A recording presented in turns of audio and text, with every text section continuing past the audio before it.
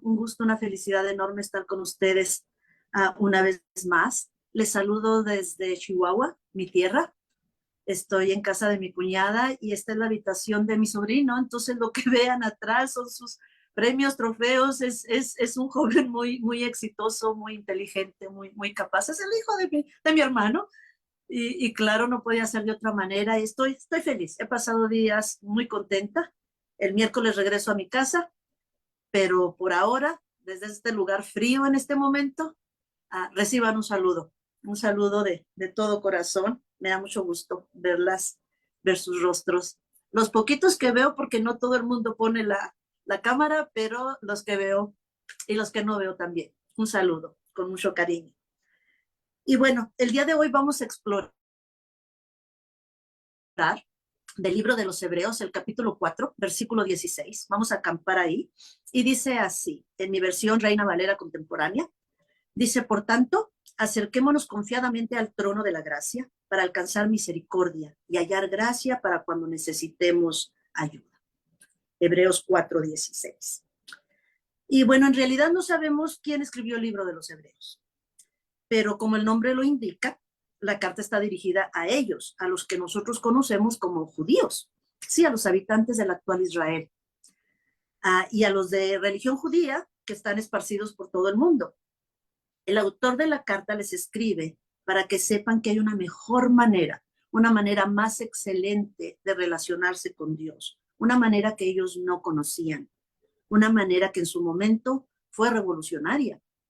Nosotros damos por sentado, nosotros en estos días damos por sentado el acceso a Dios, ¿verdad? El mundo entero nos lo dice y hasta los que no conocen a Dios, ¿verdad?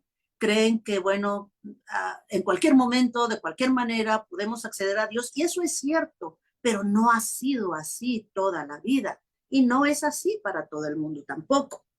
Entonces, bueno, dejaría de ser yo si no hacemos un poquito de historia, ¿verdad? En Génesis 1, 27, 28 nos dice que hombres y mujeres hemos sido creados a imagen y a semejanza de Dios. Y esto es cierto para cualquier persona que ha vivido, para cualquier persona que vivirá hasta que regrese nuestro Señor Jesucristo en cualquier lugar del mundo. Estamos hechos a imagen y semejanza de Dios. Ahora, estar hechos a su imagen y semejanza nos da cualidades diferentes del resto de la creación. Génesis 2:18 dice, y así, Dios el Señor formó de la tierra todos los animales del campo y todas las aves del cielo y se los llevó a Adán para ver qué nombre les pondría. Y el nombre que Adán les puso a los animales con vida es el nombre que se les quedó. Así, Adán, puso nombre a todos los animales y a las aves de los cielos y a todo el ganado del campo. Pero para Adán no se halló una ayuda a su medida. Y su ayuda es Eva, ¿verdad? Ahora, ¿qué hacen Eva y Adán que es diferente de todos los animales?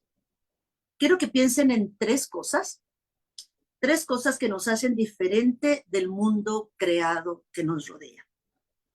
Volteen a su alrededor, mentalmente, claro está, y piensen en tres cosas que Adán encontró en Eva y que no encontró en ningún otro animal, aparte de la semejanza física, por supuesto. Sí, porque Eva pues, no tenía piel de elefante, ni ojos de tecolote, ni orejas de pescado, ¿verdad? Eva se parecía a él, ¿verdad? Y era carne de su carne y huesos de sus huesos. Ahora, nosotros, a diferencia de los animales, andamos erguidas. Y aunque algunos animales caminan en sus dos pies a veces, pues nosotros caminamos con elegancia, con dignidad, dueños de este mundo. Pero también tenemos otras diferencias que son de las que yo quiero que hablemos, ¿verdad? Diferencias sustanciales. Y bueno, si alguien está listo para mencionar algunas de esas diferencias que tenemos con el resto del mundo creado, con el resto de los animales, ¿cuáles serían? ¿Cuáles creen ustedes que serían? Una por una, no se me amontonen. ¿Cuáles serían? Conchita quiere hablar.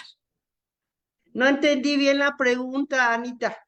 Ok, diferencias que tenemos con el resto de los animales. ¿En qué nos diferenciamos aparte de lo físico? ¿Qué tenemos nosotros que no tienen ellos? Pensamos. Exacto, exacto. Pensamos, esa es una. ¿Qué más hacemos? Es. mm, mm, ¿Tenemos alma? ¿Perdón? ¿Tenemos alma? ¿Tenemos alma? ¿Verdad? O sea, mucha gente discute si los animales tendrán o no tendrán, no nos vamos a meter en eso, nosotros sí tenemos. ¿Verdad? Tenemos cree. espíritu, ¿verdad? Alma que recibe nuestro espíritu, ¿qué más? Pues es ¿Tenemos creer en Dios, ellos no creen en Dios, o no sé. Eso no lo sabemos, O pero sea, ya, no sabemos si ellos creen o no creen, no sabemos si los árboles, ¿verdad?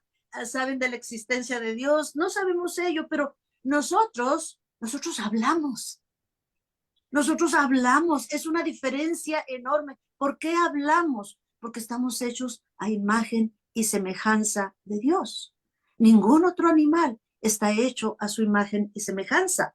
También pensamos, como dice Conchita, tenemos el alma, ¿verdad? Que recibe el espíritu.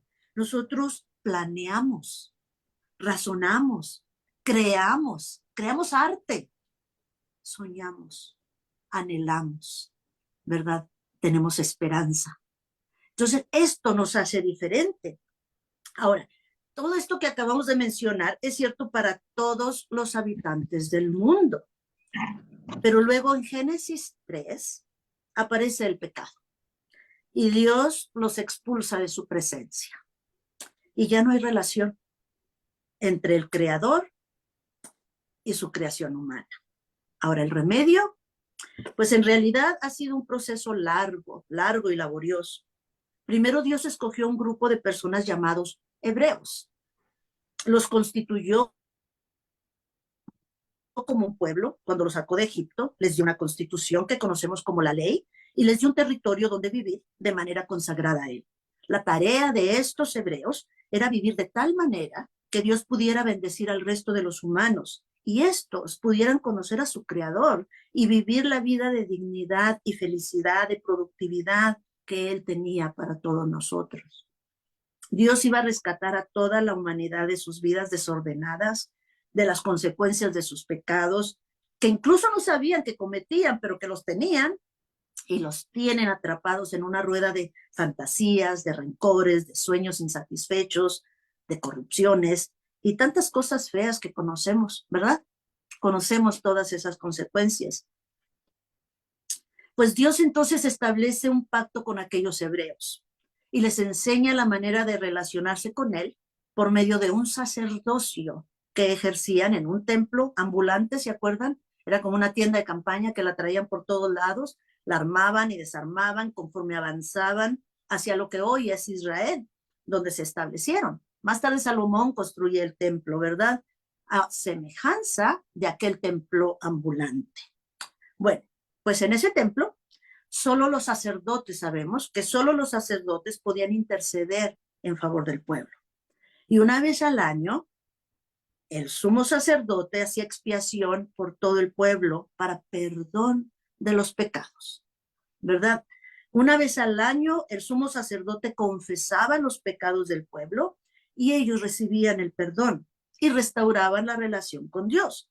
El sacerdote pedía perdón por sí mismo, por todo el pueblo y así, año tras año, tras año, tras año, hasta que llegó el tiempo anunciado por los profetas, la llegada de Jesucristo. Y llegó anunciando precisamente, arrepiéntanse porque el reino de los cielos se ha acercado. El sumo sacerdote confesaba que el pecado de su pueblo. ¿Se arrepentía el pueblo? Probablemente, probablemente no. Jesucristo nos dice como precondición, arrepiéntanse, ¿verdad? Porque el reino de los cielos está aquí. Estaba Jesucristo entre nosotros. Entonces, nuestro texto de hoy, en Hebreos 4:16, nos dice, por tanto, acerquémonos confiadamente al trono de la gracia para alcanzar misericordia y hallar gracia o favor para cuando necesitemos ayuda.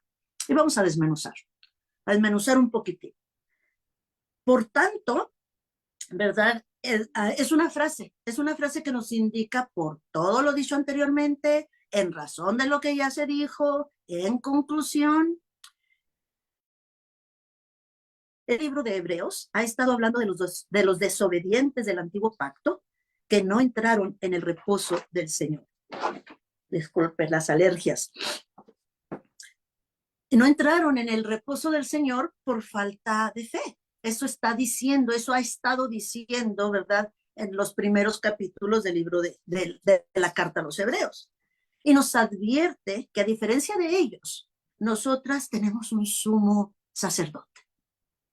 Nosotros los cristianos tenemos un sumo sacerdote que traspasó los cielos y se nos instruye a retener nuestra profesión de fe.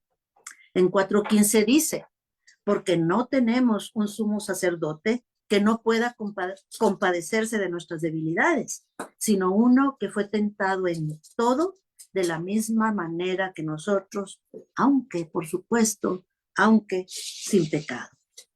Lo encontramos en Hebreos 4:14-15. Por esta razón, porque tenemos un sumo sacerdote que es Jesucristo, acerquémonos confiadamente al trono de la gracia.